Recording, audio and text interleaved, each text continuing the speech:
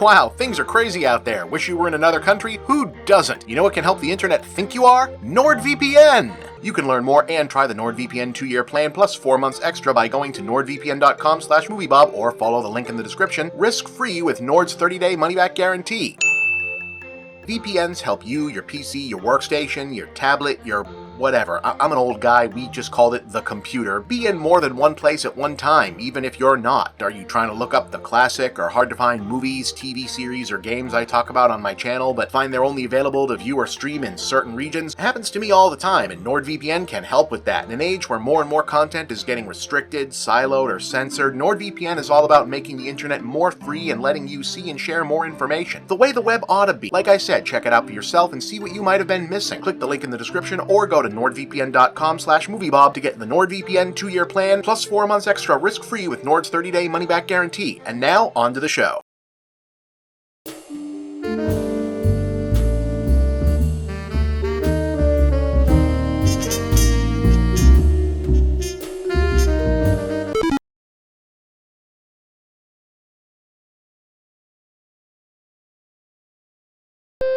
I'm not a debate guy. I don't like to watch debates, listen to debates. I don't do debates myself. It's just not my thing.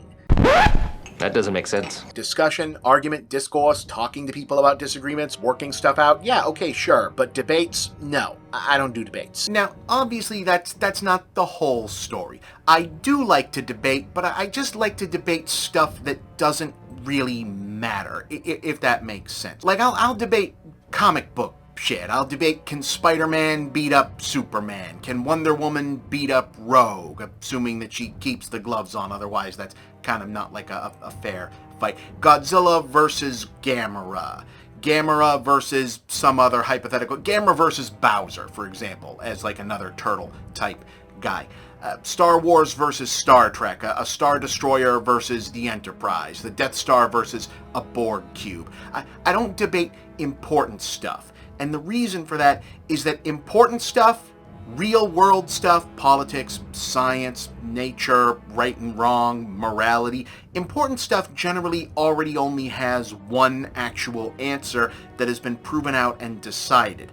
If I know it, or I can just look it up like in an encyclopedia, or just like look out my window, I don't need to debate it. I can just look for it. That doesn't need to be debated. It just exists. Like, the sky is blue. Evolution happened. The Garden of Eden did not. The weather is what it is right now outside my window. I can look. Oh, it's raining. It's not raining. I don't need to debate that. It's just happened. I can stick my hand out the window. It either has rain on my hand or it's not, and that's how I know. That's not a debate. It's experience. Trans rights is a thing. Gay rights is a thing. Civil rights is a thing, and it's good. Top to bottom, up and down. I don't debate my politics. My politics are correct because they're based on reality and truth, and I don't do generally like pie in the sky ethical philosophy stuff unless I'm in a schoolroom philosophy debate setting. Speaking in obvious cliches because reality is fairly obvious. It exists or it doesn't. And I don't debate things that exist or they don't. And to that extent, if someone insists on being wrong about super obvious things, if they insist that real things are not real or unreal things are real, I'm not going to change their mind. They're either stupid or they're nuts. And you can't change stupid or nuts people. It's not worth my time. It's a waste of time trying to fix a broken-brained person. Life is too short to try and deal with broken-brained people. Like, yeah, some people are teachable about some things. You can teach them cat is spelled with a C, not a K, and hopefully it retains. But if you're both standing out in the rain and they're saying, this isn't rain, it's actually dry and sunny, and also, Nazis are awesome, you're not going to change Kanye's mind about that. That man's brain is broken. He's stupid and crazy as hell, and you got to get away from him before he stabs you or something. Every human being has something of value that they brought to the table, especially Hitler. At a certain point, you just got to look out for yourself. And unfortunately, nerd culture has a big problem with this because nerd culture is addicted to a fantasy where winning debates matters because it mattered in school where debates were a graded classroom exercise and nerds got to feel big about themselves. And some of us just never get over that. In a school context, winning debates with facts and logic meant you defeated an opponent. In reality, nobody cares, and stupid liars who lose debates succeed all the time. See Trump, Donald. To me, I've decided a long time ago, not long enough, I spent more of my life than I care to admit trying to win stupid brain-breaking conversations, but at this point I just kind of realized, I don't really need to have stupid brain-breaking conversations to be happy. In fact, I'm happier without them. So I really only engage in debates that don't really matter, because those can at least be fun. Jim Morrison? He's a drunken buffoon, posing as a poet. I like the Doors. Give me the guess who. Come on, they got the courage to be drunken buffoons, which makes them poetic. You see, debating whether Ultra Instinct Super Saiyan God Goku can defeat the Savage Hulk, that's a fun debate because it implicitly doesn't matter. The stakes are fake, the players are fake, it can never actually affect anything, and you can escalate the terms forever just by pulling yeah but what ifs out of your asshole into infinity because it's all made up fantasy fanboy comic book bullshit that's just layers and layers of silly and a total waste of time and energy, and that's what makes it great. It's pure sugar, all calorie, no nutritional benefit, it fucking rules. Boy, I really hope somebody got fired for that blunder. Unless someone ruins it by taking power scaling too seriously.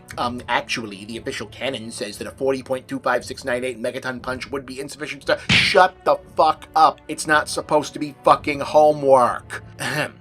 It only exists for fun, and that means you get to do it until it stops being fun, and then you stop. It doesn't matter at all, and that means it matters exactly as much as you want to impose meaning upon it for yourself at any given point, because what you're really doing, fundamentally, when you cut right to the heart of any nerdy fanboy debate like that, is putting a few extra prisms of abstraction onto a much broader, more general question of which of these two or more things do you like better? Which guy is cooler? Which comic would you rather read? Which show do you watch? Which movie? Marvel vs. DC, Beatles vs. Stones, Apple or PC, Mario or Sonic, Kirk or Picard, Trek or Wars, Wars or Rings, Rings or Thrones, MCU or Martha.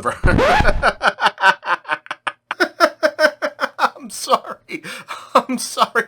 I can't even fake that. Can you imagine, though? Anyway, point is, who would win is an abstraction of a subjective. What's better? Nerd culture and film discourse wants to impose its obsession with debate rules onto everything.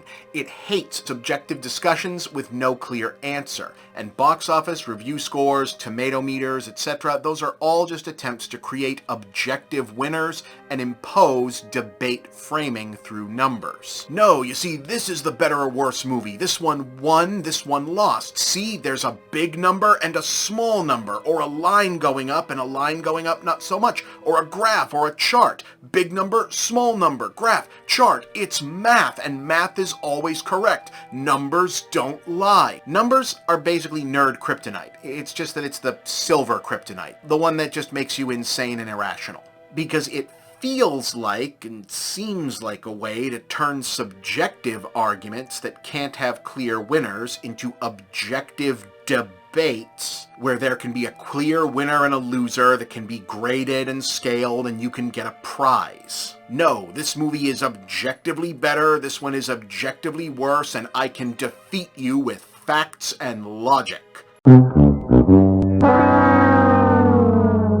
But nerd culture, especially in the age of the internet, desperately needs its debates, and more to the point, its debate culture in the form of comment sections and their hellspawn final evolution as social media, and those have proven to be the most monetizable thing that the ad-supported algorithmic modern web ever delivered to Silicon Valley's diseased doorstep, so debates will happen, and thus everything will be numbered, will be scored, and will have arbitrary math and equations and numbers assigned to it, and you will be made to argue about it, whether you want to or not. You will know how much Sonic 3 made over its first 4 days versus Sonic 2's first 3 days, which matters because Saturn was in retrograde and this was a leap year, and projections from analysts say that means it has to parlay 8.729 times the Maxifier to equalize the spread against Mufasa, which it's competing directly against despite multiple other things being in theaters for very real and specific reasons, and not just because the YouTube analytics all show reflexive spikes for any Disney IP in the thumbnail, so there has to be a conflict generated there somehow, and if this nonsensical babble sounds vaguely like sports betting metrics cynically being applied to the already shady enough business of farming culture war clickbait, don't be ridiculous. There's nothing vague about it. It's just exactly that.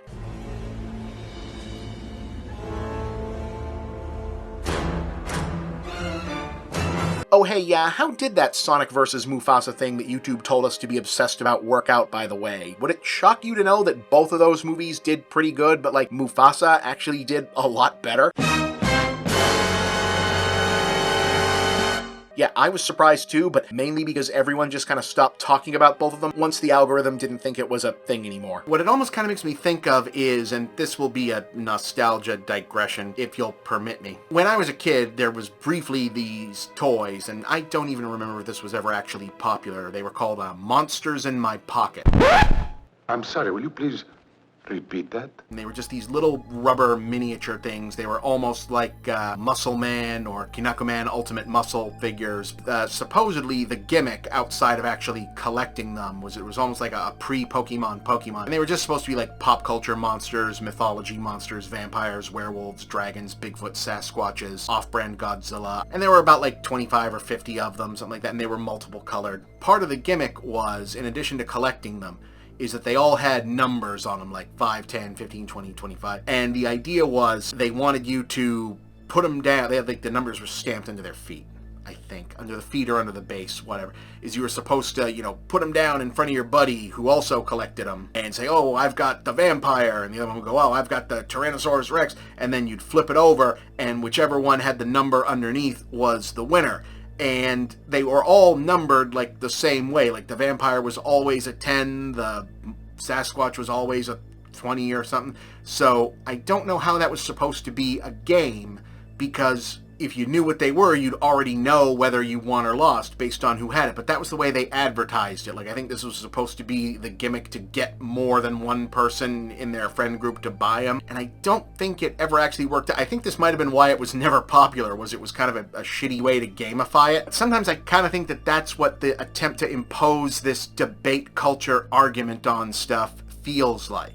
Taking something that should just be a fun argument over whether or not a vampire is cooler than a werewolf or a dinosaur is cooler than a Sasquatch, and just stamping a number on the bottom of it and saying that that is objectively how you win. No, this movie is a 10 and this movie is a 5 and therefore that movie is better and I win the debate. Like, that to me is a lot less fun.